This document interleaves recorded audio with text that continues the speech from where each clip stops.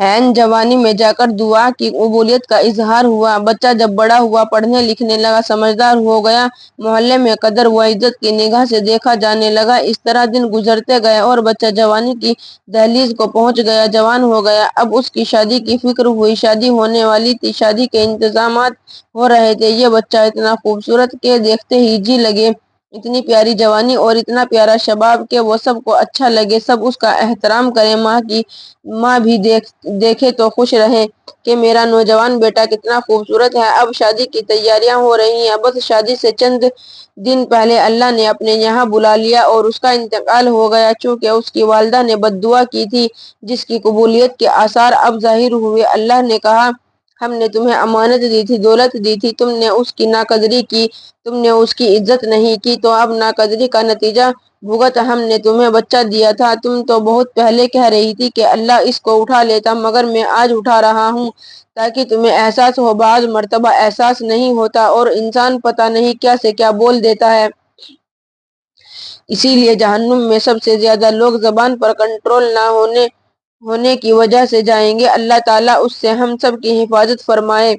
औरतों में नाशुक्री की सिफत ज्यादा होती है। औरतों के अंदर नाशुक्री की सिफत बहुत होती है। जरा जरा सी बात पर मर्दों को ताना देती हैं और नाशुक्री करती हैं। घर में जरा सी बात हुई, फौरन नाशुक्री के अल्फाज जबान से निकल जाते हैं। नमक ना हो या कोई और चीज ना हो घर में हो तो औरत क्या कह देती है कि जब से यहाँ आई हूँ तब से कुछ नहीं देखा। हालांकि 50 साल की हो गई, औलाद में पोते पोते वाली हो गई सब, लेकिन एक दिन घर में इत्तेफाक से कोई चीज नहीं हुई तो क्या कह देती है कि जब से इस घर में आई हूँ तब से उस घर में कुछ नहीं देखा। चूंकि नाशुक्री बहुत बड़ा गुनाह है, उससे बचना चाहिए। अगर औरत से घर में कोई बात हो जाए तो उसके साथ प्यार व मोहब्बत से पेश आओ उसकी तरफ से। अगर कोई ऐसी बात हो जाए तो खुदा अपनी तरफ से नरम खुश गोशा इख्तियार कर लो, जबान पर कंट्रोल कर लें। उसने थोड़ी सी गलती कर दी तो आप जबान पर कंट्रोल कर लीजिए। अगर शोहर की तरफ से कोई ऐसी बात हो गई तो बीवी अपनी जबान पर कंट्रोल कर ले। अगर दोनों गर्म हो जाएं तो क्या होगा, मामला खराब हो जाएगा। जब मामला खराब होगा तो प्यार ना होगा, फिर उसका नुकसान होगा। अगर कोई बात शोहर कह दे और उसने फौरन जवाब दिया, उसको बर्दाश्त नहीं हुआ, उसी तरह बीवी ने कोई बात कही और शोहर को बर्दाश्त ना हो और फौरन जवाब दे दिया, तो दूरियां होती चली जाएंगी, मोहब्बत खत्म होती चली जाएगी, प्यार खत्म हो जाएगा। अच्छा खासा घर चल रहा था मगर जरा सी ना चाकी चाकी वो ना इत्तेफाकी हुई, घर बर्बाद हो गया, दूरियां होती चली गई। ऐसी दूरियां कि अच्छा खासा घर उजड़ गया। जबान की हिफाजत बहुत जरूरी है। जबान की हिफाजत पर कंट्रोल बहुत जरूरी और अहम है। आप लोग कोशिश करें कि आज से कभी झूठ नहीं बोलेंगे। ना